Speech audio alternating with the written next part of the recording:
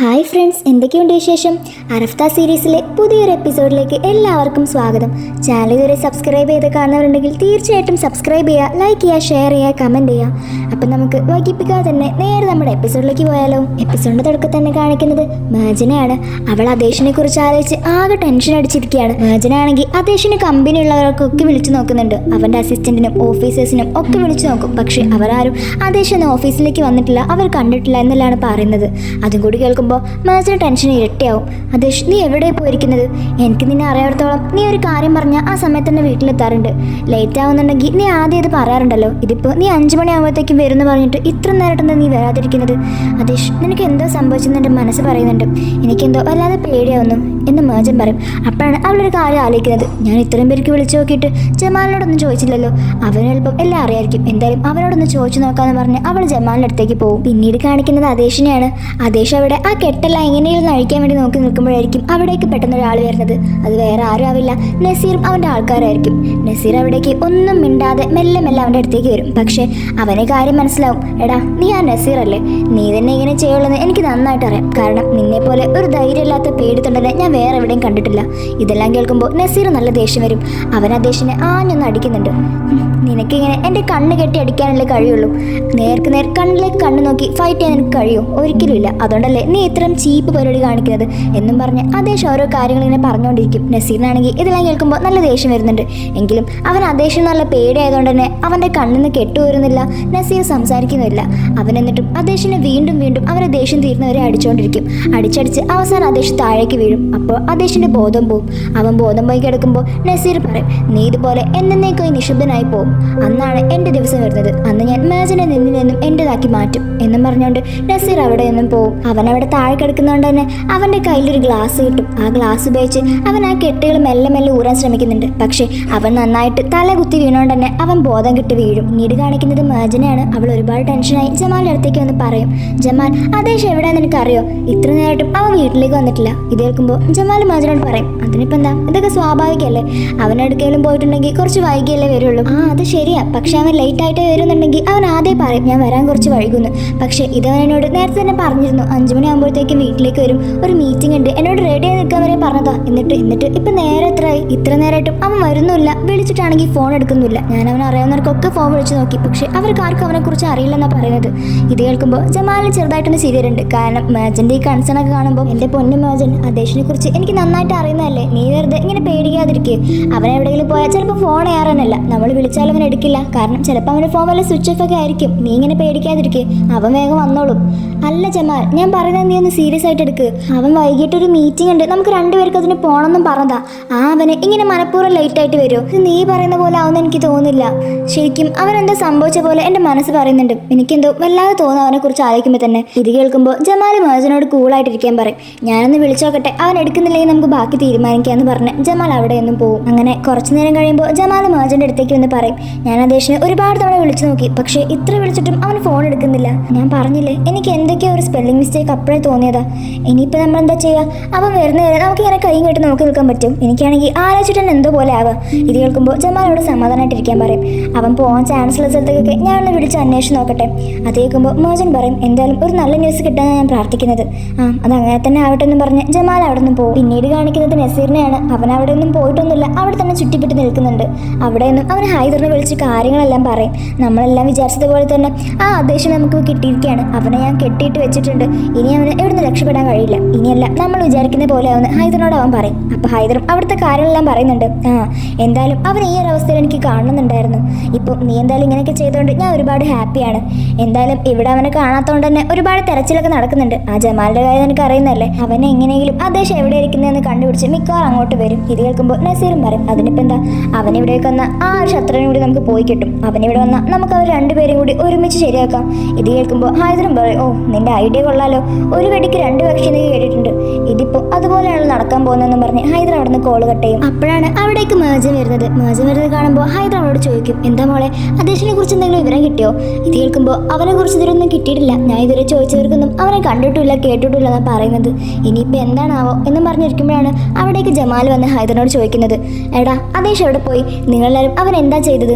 ഇത് കേൾക്കുമ്പോൾ ഹൈദർ പറയും, അവനെവിടെ പോയാലും എനിക്കെന്താ, അവൻ ജീവിച്ചാലും ചത്താലും എനിക്ക് ഒരേപോലെ. പോയെ, അവൻ എവിടെ പോയെന്ന് എനിക്കൊന്നും അറിയില്ല. ഇത് കേൾക്കുമ്പോൾ ജമാൽ നല്ല ദേഷ്യം വരും. അവൻ ഹൈദറിന്റെ കോളറിനെ പിടിച്ച് ഹൈദറിനോട് ദേഷ്യപ്പെടും. എടാ, ആദേശിനെ കുറിച്ച് എന്തെങ്കിലും പറയുമ്പോൾ 100 തവണ ആലോചിച്ചിട്ടുണ്ടെന്ന് നീയൊക്കെ പറയാൻ, അല്ലെന്നുണ്ടെങ്കിൽ നിന്റെ ഈ നാക്ക് ഞാൻ അരിഞ്ഞാളെ. ഇതെല്ലാം കാണുമ്പോൾ മേജൻ ആകെ ടെൻഷനാവും. ജമാൽ, നീ ഇപ്പോൾ കാമായിട്ടിരിക്കുക. നമുക്കിപ്പോൾ ഒരുപാട് ഇമ്പോർട്ടൻറ്റ് കാര്യങ്ങൾ ചെയ്ത് തീർക്കാനുള്ളത്. വെറുതെ ഇതുപോലെ ഫൈറ്റ് ചെയ്തിട്ട് എന്ത് കാര്യം കിട്ടാനാ? നമുക്കിപ്പോൾ എത്രയും പെട്ടെന്ന് ആദേശിനെ കുറിച്ച് അന്വേഷിക്കണം. ഇത് കേൾക്കുമ്പോൾ ജമാലും പറയും, നീ പറഞ്ഞത് ശരിയാ, ആദ്യം ഞാൻ അവനൊന്ന് കണ്ടുപിടിച്ചോട്ടെ, എന്നിട്ട് ഇവനൊക്കെ കൊടുക്കാനുള്ള മറുപടി ഞാൻ കൊടുത്തോളാം എന്ന് പറഞ്ഞ് ജമാൽ അവിടെ നിന്നും പോകും. അതിനുശേഷം മേജൻ ഹൈദറിനോട് പറയും, നിങ്ങൾ എന്തായി കാണിക്കുന്നത് വെച്ചാ ആദേശിനെ കുറെ നേരമായിട്ട് കാണാനില്ല, എല്ലാവരും എന്നെ കുറിച്ച് ആലോചിച്ച് ആകെ ടെൻഷൻ അടിച്ചിരിക്കുക. അപ്പോഴാണോ നിങ്ങൾ ഇങ്ങനെയൊക്കെ പറയുന്നത്? എന്റെ മേജൻ, നിനക്കിത് എന്താ പറ്റിയത്? ആദേശിനെ ഇവിടുന്ന് എങ്ങനെയെങ്കിലും ഇറക്കി ഓടിക്കണം എന്നല്ലായിരുന്നു നിന്റെ ആഗ്രഹം. ഇപ്പൊ അവൻ ഇവിടുന്ന് സ്വയം ഇറങ്ങിപ്പോയപ്പോൾ നീ അവനെ കുറിച്ച് ആലോചിച്ച് നടക്കുകയാണോ? ഇത് കേൾക്കുമ്പോൾ മേജനും പറയും, അച്ഛാ, നിങ്ങൾ പറഞ്ഞത് ശരിയാ, എനിക്ക് അവനെ ഇഷ്ടമില്ല, അവൻ ഇവിടുന്ന് പോകണം തന്നെയാണ് എൻ്റെ ആഗ്രഹം. പക്ഷേ എന്ന് വിചാരിച്ച് അവൻ ഈ ഒരു അവസ്ഥയിലിട്ട് നമുക്ക് എങ്ങനെ സുഖമായിട്ടിരിക്കാൻ കഴിയും?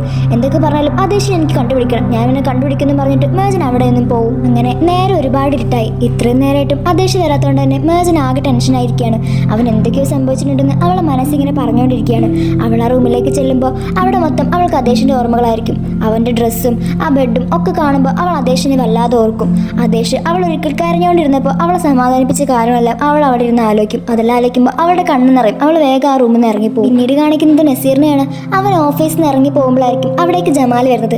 ജമാൽ വന്ന് നസീറിനോട് നല്ല ദേഷ്യത്തിലാണ് ചോദിക്കുന്നത്, എടാ സത്യം പറഞ്ഞോ, നീയൊക്കെ കൂടി എന്താ ആദേശിനെ കാണിച്ചത്?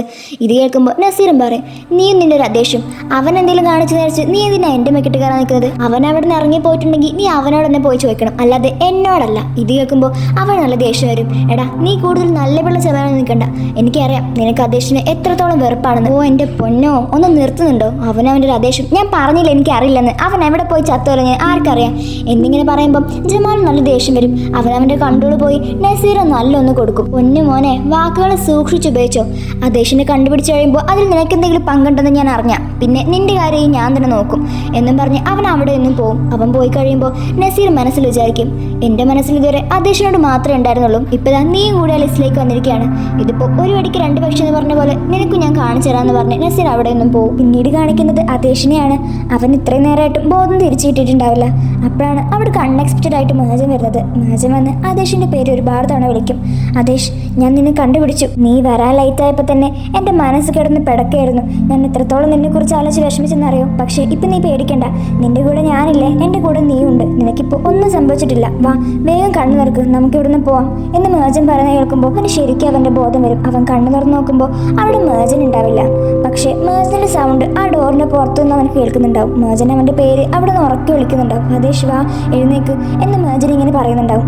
അതെല്ലാം കേൾക്കുമ്പോൾ അവൻ അവിടെ നിന്ന് കണ്ണു തുറന്ന് എഴുന്നേറ്റ് നോക്കുമ്പോൾ അവൻ്റെ കൈയിൻ്റെ കെട്ടഴിച്ചിട്ടുണ്ടാവും. അത് കാണുമ്പോൾ അവനാകെ ഷോക്കാവും. അപ്പോൾ ശരിക്കും മേജൻ വന്ന് എൻ്റെ കൈയിൻ്റെ കെട്ടഴിച്ച് എന്നാണെന്ന് അവൻ വിചാരിക്കും. നമ്മുടെ മേജനാണെങ്കിൽ ആ ഡോറിൻ്റെ പുറത്തുനിന്ന് അവൻ്റെ പേരിങ്ങനെ വിളിച്ചുകൊണ്ടിരിക്കുന്നുണ്ടാവും. അത് കേൾക്കുമ്പോൾ ആദേശ് വേഗം ആ കാലിൻ്റെ കെട്ടും കൂടി അഴിച്ച് വേഗം ആ ഡോർ തുറന്ന് പുറത്തേക്ക് ഇറങ്ങി നോക്കുമ്പോൾ അവിടെ നിന്നുകൊണ്ട് മേജൻ അവൻ്റെ പേരിങ്ങനെ വിളിക്കുന്നുണ്ടാവും. അത് കാണുമ്പോൾ അവൻ ഓടി അവളുടെ അടുത്തേക്ക് പോകും. അവനെ കാണുമ്പോൾ മേജൻ ഒത്തിരി ഹാപ്പി ആയിട്ട് അവനോട് ചോദിക്കും, നീ ഇത്ര നേരം എവിടെയായിരുന്നു? ഞാൻ നിന്നെക്കുറിച്ച് ആലോചിച്ച് എത്ര വിഷമിച്ചെന്നറിയോ? നീ എന്തായാലും ഇപ്പം എൻ്റെ അടുത്തേക്ക് വന്നല്ലോ, എനിക്ക് ഒരുപാട് സമാധാനമായി. ഇത് കേൾക്കുമ്പോൾ ആദേശം ഒത്തിരി ഹാപ്പിയാവും. അവൻ അവളുടെ ഫേസിൽ കൈ വെച്ചുകൊണ്ട് പറയും, അപ്പോൾ ഇപ്പം നടക്കുന്ന കാര്യമെല്ലാം ഇതെല്ലാം റിയലായിട്ട് നടക്കുന്നതാണോ? അതെ ആദേശ്, ഇവിടെ റിയൽ അല്ലാത്ത ഒരു കാര്യം നടക്കുന്നില്ല. നീ ഇപ്പോൾ കാണുന്നതും കേൾക്കുന്നതും ഒക്കെ റിയലായിട്ട് നടക്കുന്നത് തന്നെയാണ്. ഞാൻ നിന്നെക്കുറിച്ച് ആലോചിച്ച് എത്ര പേടിച്ചെന്നറിയോ? ഇപ്പം ഞാൻ നിൻ്റെ കൂടെ ഉണ്ട്. അത് കേൾക്കുമ്പോൾ ആദേശം പറയും, അതെ, ഞാൻ നിൻ്റെ കൂടെ തന്നെ ഉണ്ട് മേജൻ. എനിക്കറിയായിരുന്നു നീ എന്തായാലും എൻ്റെ അടുത്തേക്ക് തന്നെ വരുമെന്ന്. ഇത് കേൾക്കുമ്പോൾ ആദേശ് ചോദിക്കും, അതെന്താ നീ അങ്ങനെ പറഞ്ഞത്? കാരണം നിനക്ക് ഒരിക്കലും എന്നെ തനിച്ചാക്കി പോകാൻ കഴിയില്ല ആദേശ്, ഞാൻ എപ്പോഴും നിനക്ക് വേണ്ടി വെയിറ്റ് ചെയ്തുകൊണ്ടേയിരിക്കും എന്ന് മേജൻ പറയും. ഇതെല്ലാം കേൾക്കുമ്പോൾ ആദേശിന് ഒത്തിരി സന്തോഷമാവും. നമ്മുടെ സ്റ്റോറി അങ്ങനെ ഇത്ര പെട്ടെന്നൊന്നും അവസാനിക്കാൻ പാടില്ലല്ലോ എന്ന് ആദേശ് അവനോട് പറയും. അത് കേൾക്കുമ്പോൾ അവനും പറയും, അതെ ശരിയാണ്, നമ്മുടെ സ്റ്റോറി അങ്ങനെ അവസാനിക്കാൻ ഞാൻ സമ്മതിക്കില്ല. അങ്ങനെ അവർ രണ്ടുപേരും അവിടെ ഒരുപാട് സന്തോഷത്തോടു കൂടി നിൽക്കുമായിരിക്കും. അപ്പോഴാണ് യഥാർത്ഥത്തിൽ ആദേശിന് ബോധം വരുന്നത്. അതായത് ഇത്രയും നേരം അവൻ കണ്ടുകൊണ്ടിരുന്നതെല്ലാം ഒരു സ്വപ്നം മാത്രമേ ആയിരുന്നു. അവൻ ശരിക്കും ബോധം വരുമ്പോൾ അവൻ പറയും, അതേ മേജൻ, നമ്മുടെ സ്റ്റോറി ഇങ്ങനെ അവസാനിക്കാൻ ഞാൻ ഒരിക്കലും സമ്മതിക്കില്ല. എന്തായാലും ഞാൻ എത്രയും പെട്ടെന്ന് ഇവിടുന്ന് രക്ഷപ്പെടുന്നു പറഞ്ഞ് അവൻ അവൻ്റെ കയ്യിലിരിക്കുന്ന ഗ്ലാസ് എടുത്ത് ആ കയർ ഊരാൻ ശ്രമിക്കും. ഇത് കാണിക്കുന്നത് മേജനെയാണ്. അവൾ ഇത്രയും നേരമായിട്ടും ഉറങ്ങിയിട്ടുണ്ടായിരുന്നില്ല. അവൾ അവനെക്കുറിച്ച് തന്നെ ആലോചിച്ച് ആകെ ടെൻഷൻ അടിച്ചിരിക്കുകയാണ്. പിന്നീട് കാണിക്കുന്നത് അടുത്ത ദിവസം രാവിലെയാണ്. ജമാൽ ഉറങ്ങാതെ തന്നെ ഫുൾ അവനെക്കുറിച്ച് ആലോചിച്ചുകൊണ്ടിരിക്കുകയായിരുന്നു. ഓരോ കാര്യങ്ങളും ജമാൽ അന്വേഷിച്ചുകൊണ്ടിരിക്കുകയാണ്. അപ്പോഴാണ് മേജൻ അവിടേക്ക് വരുന്നത്. എന്തെങ്കിലും വിവരം കിട്ടുമെന്ന് ചോദിക്കുമ്പോൾ അവൻ പറയും, ഇല്ല, ഇതുവരെ ഒന്നും കിട്ടിയിട്ടില്ല, ഞാൻ ഒരുപാട് CCTV ഫുട്ടേജസ് ഒക്കെ നോക്കുന്നുണ്ട്. പക്ഷെ അതിലൊന്നും അവന്റെ കാറ് കാണിക്കുന്നില്ല. ഇതെല്ലാം കേൾക്കുമ്പോൾ മേജൻ ആകെ ടെൻസ്ഡ് ആവും. അയ്യോ, അദേശിന് എന്തായിരിക്കും സംഭവിച്ചിട്ടുണ്ടാവുക? എനിക്ക് അവനെ കുറിച്ച് ആലോചിക്കുമ്പോൾ തന്നെ ആകെ ടെൻഷൻ ആവാണ്. ഇത് കേൾക്കുമ്പോൾ ജമാലും പറയും, നീ അവനെ കുറിച്ച് ആലോചിച്ച് ടെൻഷൻ അടിക്കേണ്ട ആവശ്യമില്ല. കാരണം അവന് ഇതുപോലെ എന്തെങ്കിലും സംഭവിക്കുമ്പോൾ അവൻ കൂടുതൽ സ്ട്രോങ് ആവുക ചെയ്യാം. പിന്നെ നമ്മൾ അവന്റെ കൂടെ ഉണ്ടല്ലോ, നമ്മൾ അവനെ കുറിച്ച് അന്വേഷിച്ചുകൊണ്ടിരിക്കുകയല്ലേ, വൈകാതെ തന്നെ നമുക്ക് അവനെ കണ്ടുപിടിക്കാൻ കഴിയും. നീ പേടിക്കാതിരിക്കുക. അപ്പോഴാണ് മേജൻ പറയുന്നത്, നീ സത്യം പറഞ്ഞാൽ അവന്റെ നല്ലൊരു സുഹൃത്താണല്ലേ. അത് കേൾക്കുമ്പോൾ ജമാലിന് ഒത്തിരി സന്തോഷമാവും. അപ്പോഴാണ് മേജൻ പറയുന്നത്, അല്ല, നമ്മളിവിടെ വെറുതെ ടൈം വേസ്റ്റ് ചെയ്തിട്ട് കാര്യമില്ല, എത്രയും പെട്ടെന്ന് നമുക്ക് അദേശിനെ എങ്ങനെയെങ്കിലും കണ്ടുപിടിക്കണം. അപ്പോഴാണ് ജമാൽ പറയുന്നത്, അവൻ പോകാൻ ചാൻസ് ഉള്ള സ്ഥലങ്ങളൊക്കെ ഇന്നലെ തന്നെ നമ്മൾ ഒരുപാട് തവണ അന്വേഷിച്ചതാണ്. പക്ഷെ അവിടെ ഒന്നും അവനില്ല. ഇനിയും 2-3 സ്ഥലം കൂടി ബാക്കിയുണ്ട്. എന്തായാലും അവിടേക്ക് ആൾക്കാരെ ഇട്ടാൽ ശരിയാവില്ല, ഞാൻ തന്നെ അവിടെ പോയി നോക്കണം. ഇത് കേൾക്കുമ്പോൾ മേജൻ പറയും, എങ്കിൽ ഞാൻ നിന്റെ കൂടെ വരാം. ഇല്ല മേജൻ, നീ എവിടേക്ക് വരുന്നില്ല, നീ ഇവിടെ തന്നെ നിന്നാൽ മതി എന്ന് പറയുമ്പോഴേക്കും മേജൻ വാതിൽ തുറന്ന് അവിടുന്ന് പോയിട്ടുണ്ടാവും. അത് കാണുമ്പോൾ ജമാൽ ആകെ ഷോക്കാവും. പിന്നീട് കാണിക്കുന്നത് അദേശിനെയാണ്. അവൻ രാത്രി മൊത്തം ഉറങ്ങാതെ ആ കെട്ടഴിക്കാനുള്ള ശ്രമത്തിലായിരുന്നു. ഇപ്പൊ രാവിലെ ആയപ്പോൾ അവന്റെ കൂടെ ഇരിക്കുന്ന നസീറിന്റെ ആൾ ഉറങ്ങിപ്പോയിട്ടുണ്ടാവും. അത് കാണുമ്പോൾ അവന്റെ മാക്സിമം ശക്തി എടുത്ത് ആ കയർ എങ്ങനെയും ഉരി മാറ്റാൻ നോക്കും. അപ്പോഴാണ് പെട്ടെന്ന് ഒരു കോൾ വരുമ്പോൾ അയാൾ അവിടെ നിന്ന് എഴുന്നേക്കുന്നത്. അത് കാണുമ്പോൾ അദേശം ഉറങ്ങിയതുപോലെ തന്നെ അഭിനയിക്കും. ആ കോൾ വന്ന് കട്ട് ചെയ്ത് അയാൾ അവിടെ നിന്നും അദേശം ഉറങ്ങുകയാണെന്ന് ഉറപ്പുവരുത്തി കഴിഞ്ഞ് അവിടെ നിന്നും പോവും. അയാളുടെ ഫോൺ അവിടെ തന്നെ ഇരിക്കുന്നുണ്ടാവും. അത് കാണുമ്പോൾ അദേശ് എങ്ങനെയെങ്കിലും ആ കെട്ട് അവിടെ നിന്ന് അഴിക്കും. അതിനുശേഷം അദേശ് വേഗം അയാളുടെ ഫോൺ എടുത്ത് അവരുടെ ലൊക്കേഷൻ ജമാലിന്റെ നമ്പറിലേക്ക് അയച്ചു കൊടുക്കും. പിന്നീട് കാണിക്കുന്നത് ജമാലിനെ മേജനെയാണ്. അവർ രണ്ടുപേരും അദേശിനെ കുറിച്ച് അന്വേഷിച്ചിറങ്ങാൻ നിൽക്കുകയായിരിക്കും. അപ്പോഴാണ് ജമാലിന്റെ ഫോണിലേക്ക് ഒരു നോട്ടിഫിക്കേഷൻ വരുന്നത്. അത് നോക്കുമ്പോൾ ഒരു അൺനോൺ നമ്പറിന് ഒരു ലൊക്കേഷൻ അയച്ചതായിരിക്കും. അത് കാണുമ്പോൾ അവരാകെ ഷോക്കാവും. ഇതിപ്പോൾ ആരാ ഇങ്ങനെ ലൊക്കേഷൻ അയച്ചിരിക്കുന്നത് എന്നും പറഞ്ഞ് അവനത് നോക്കിക്കൊണ്ടിരിക്കുകയായിരിക്കും. അപ്പം അവന് മനസ്സിലാവും ഇത് അദേശായിരിക്കും, അവൻ തന്നെ ആയിരിക്കും ലൊക്കേഷൻ അയച്ചിട്ടുണ്ടാവാന്ന്. അങ്ങനെ അവർ രണ്ടുപേരും അത് നോക്കിക്കൊണ്ട് നിൽക്കുമ്പോഴാണ് ജമാലിന്റെ ഫോണിലേക്ക് ഒരു കോൾ വരുന്നത്. അത് എടുത്ത് നോക്കുമ്പോൾ അത് അദേശായിരിക്കും. പക്ഷേ എത്ര തവണ വിളിച്ചിട്ടും അവന് പറയുന്ന കാര്യങ്ങളൊന്നും ജമാൽ മനസ്സിലാവുന്നില്ല. കാരണം അദേശ് ഒരുപാട് മെല്ലെയാണ് സംസാരിക്കുന്നത്. പുറത്ത് തന്നെ അവർ നിൽക്കുന്നതുകൊണ്ട് തന്നെ അദേശ് മെല്ലെ സംസാരിക്കുകയാണ്.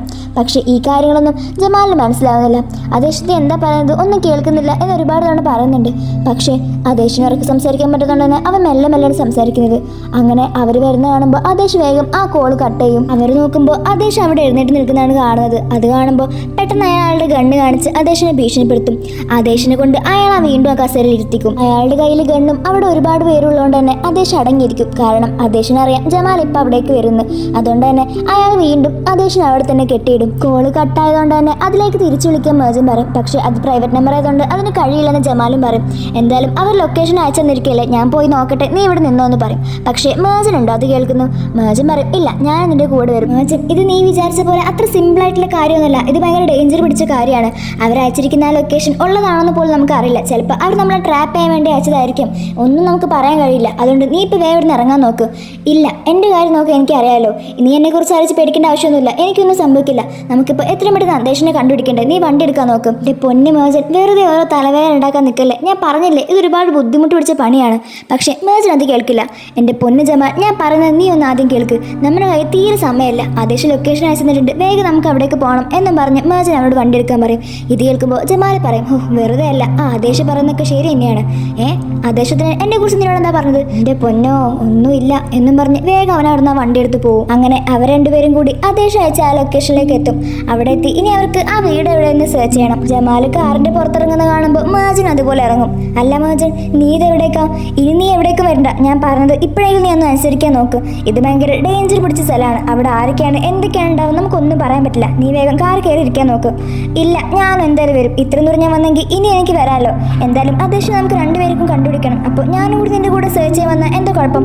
മേജൻ, നീ ഇങ്ങോട്ടൊന്നും പറയണ്ട. ദയവേത് ഞാൻ പറയുന്ന അങ്ങോട്ടൊന്ന് കേൾക്ക് പ്ലീസ്. ഇവിടെ ഒരുപാട് അപകടം പിടിച്ച സ്ഥലമാണ്. അതല്ല, ഇത്രയും ദൂരം ഞാൻ കൊണ്ടുവരാനേ പാടില്ലായിരുന്നു. കൊണ്ടുവന്നതും പോയി. ഇനി നീ സെർച്ച് ചെയ്യാനും കൂടി എൻ്റെ കൂടെ ഇറങ്ങണ്ട. ഇപ്പം നീ ഒന്നും മിണ്ടാതെ കാറിൽ കയറി ഒന്നിരിക്കേ. അവനെ കൊണ്ട് ഞാൻ എത്രയും പെട്ടെന്ന് ഇങ്ങോട്ട് വരാം. ഇത് കേൾക്കുമ്പോൾ മേജൻ വെറുതെ അവർ ദേഷ്യം പിടിപ്പിക്കണമെന്ന് വിചാരിച്ച് കാർ കയറി ഇരിക്കാൻ പോകും. പക്ഷേ ജമാൽ അവിടുന്ന് പോയി കഴിയുമ്പോൾ അവൾ വേഗം കാറിൽ നിന്ന് ഇറങ്ങി വേറൊരു വഴിയിലൂടെ അദേശിനെ തിരഞ്ഞു നടക്കും. പിന്നീട് കാണിക്കുന്നത് അദേശിനെയാണ്. നീ അവൻ അവിടെ തന്നെ കെട്ടിയിട്ട് അവൻ എങ്ങനെയെങ്കിലും രക്ഷപ്പെട്ടു പോകും. പോയി കഴിഞ്ഞാൽ പിന്നെ നസീർ ഇവരുടെ കാര്യത്തിലൊരു തീരുമാനമാക്കുമല്ലോ. അതുകൊണ്ട് തന്നെ അവരെല്ലാവരും അദേശിനെ കൊല്ലാൻ വേണ്ടി പ്ലാൻ ചെയ്യും. അങ്ങനെ അയാൾ ഗണ്ണെല്ലാം എടുത്ത് റെഡിയായി അദേശിനെ നേരെ വെടിവെക്കാൻ വേണ്ടി നിൽക്കുകയായിരിക്കും.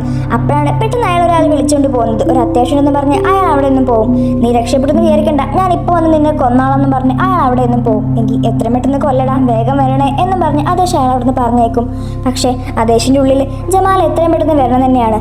ജമാൽ, നീ എവിടെ പോയി കിടക്കുക, ഒന്ന് വേഗം വാടാ എന്നവൻ മനസ്സിൽ വിചാരിക്കുന്നുണ്ട്. പിന്നീട് കാണിക്കുന്നത് ജമാലിനെയാണ്. ജമാൽ ഒരുപാട് അന്വേഷിച്ച് ആ വീട് അവൻ കണ്ടുപിടിക്കും. ഈ വീട്ടിലായിരിക്കും ചിലപ്പോൾ അവർ അദേശിനെ ഒളിപ്പിച്ച് വെച്ചിട്ടുണ്ടാവുക എന്നും പറഞ്ഞ് അവൻ അവിടേക്ക് പോകാൻ നിൽക്കുമായിരിക്കും. അപ്പോഴാണ് നസീറിനാക്കാർ അവൻ്റെ പുറകിലൂടെ വന്ന് അവൻ ഇടിച്ചിരുന്നത്. ജമാൽ ഒരുപാട് തവണ അവരെ തിരിച്ചടിക്കുന്നുണ്ടെങ്കിലും അവർ 2-3 പേരുള്ളതുകൊണ്ട് തന്നെ അവർ ജമാലിനെ അടിച്ച് താഴേക്കിടും. ജമാലിൻ്റെ ബോധം പോവുകയും ചെയ്യും. പിന്നീട് കാണിക്കുന്നത് മേജനെയാണ്. അവൾ ഒരു വിധത്തിൽ ആ വീട് കണ്ടുപിടിക്കും. ആ വീടിൻ്റെ അവിടെ ആണെങ്കിൽ ആരും ഉണ്ടാവില്ല, കാരണം അവരെല്ലാവരും ജമാലിൻ്റെ അടുത്താണുള്ളത്. അങ്ങനെ അവിടെ ആരുമില്ലെന്ന് കാണുമ്പോൾ മേജൻ വേഗം അതിലേക്ക് കയറാൻ നോക്കും. പിന്നീട് കാണിക്കുന്നത് ആദേശിനെയാണ്. അവനാണെങ്കിൽ ജമാൽ എന്താ ഇത്ര നേരമായിട്ട് വരാത്തത് എന്നാലോചിച്ചിരിക്കുകയായിരിക്കും. അപ്പോഴാണ് പെട്ടെന്ന് പുറത്തുനിന്ന് ഒരു സൗണ്ട് കേൾക്കുന്നത്. അത് കാണുമ്പോൾ അത് ആരായിരിക്കും ആലോചിച്ച് അവൻ അങ്ങോട്ട് നോക്കി നിൽക്കുകയായിരിക്കും. അപ്പോഴാണ് പെട്ടെന്ന് ആ വാതിൽ തുറന്ന് മേജൻ അവിടേക്ക് വരുന്നത്. മേജൻ അവിടെ നിൽക്കുന്ന കാണുമ്പോൾ അവനാകെ ഷോക്കായി പോകും. മേജൻ നീയോ എന്നും പറഞ്ഞ് അവനാകെ ഷോക്കായി നിൽക്കും. മേജനാണെങ്കിൽ ആദേശിനെ കണ്ടുപിടിച്ച സന്തോഷത്തിൽ ഭയങ്കര ഹാപ്പി ആയിട്ടാണ് നിൽക്കുന്നത്. ആദേശ്, ഞാൻ നിന്നെ കണ്ടുപിടിച്ചു എന്നും പറഞ്ഞ് അവൾ ഭയങ്കര ഹാപ്പി ആയിട്ടാണ് നിൽക്കുന്നത്. ആദേശാണെങ്കിൽ ഷോക്കായി അവൾ നോക്കി നിൽക്കുകയാണ്. അപ്പോഴാണ് പെട്ടെന്ന് അവരുടെ പിറകിലൂടെ അവരുടെ ആൾക്കാർ വരുന്നത്. നസീറിൻ്റെ ആൾക്കാർ വന്ന് ഗണ്ണും ചൂണ്ടി നിൽക്കുകയാണ് അവരുടെ പിറകിൽ. ആദേശിൻ്റെ മുഖം പെട്ടെന്ന് മാറുന്ന കാണുമ്പോൾ അവൾക്ക് മനസ്സിലാവും അവരുടെ പിറകിൽ ആരോ ഉണ്ടെന്ന്. അങ്ങനെ അവർ രണ്ടുപേരും വീണ്ടും പെട്ടിരിക്കുകയാണ്. മേജന്റെ പുറകിൽ തന്നെ തോക്കും ചൂണ്ടി നിൽക്കുന്നുണ്ട്. ആദേശിനാണെങ്കിൽ അവർ മേജനെ എന്തെങ്കിലും ചെയ്യുമെന്ന് പേടിച്ച് അവരെ തന്നെ നോക്കി നിൽക്കുകയാണ്. ഈ ഒരു അവസ്ഥ കാണിച്ചതോടുകൂടി അറഫ്ത സീരീസിലെ 39ാമത്തെ എപ്പിസോഡ് അവസാനിക്കുകയാണ്. ഇനി എന്തൊക്കെയാണ് സംഭവിക്കാൻ പോകുന്നതെന്ന് നമുക്ക് വൈകാതെ തന്നെ അടുത്തൊരു എപ്പിസോഡിൽ കാണാം. അപ്പോൾ ഈ ഒരു എപ്പിസോഡ് എല്ലാവർക്കും ഇഷ്ടപ്പെട്ടു എന്ന് വിചാരിക്കുന്നു. ഈ എക്സ്പ്ലനേഷൻ ഇഷ്ടപ്പെട്ടത് എല്ലാവരും തീർച്ചയായിട്ടും ലൈക്ക് ചെയ്യാനും ഷെയർ ചെയ്യാനും സബ്സ്ക്രൈബ് ചെയ്യാനും കമൻറ്റ് ചെയ്യാനും മറക്കരുത്. അപ്പോൾ അടുത്തൊരു അടിപൊളി എപ്പിസോഡ് നമ്മൾ വീണ്ടും വരുന്നതായിരിക്കും. അതുവരെ ബൈ.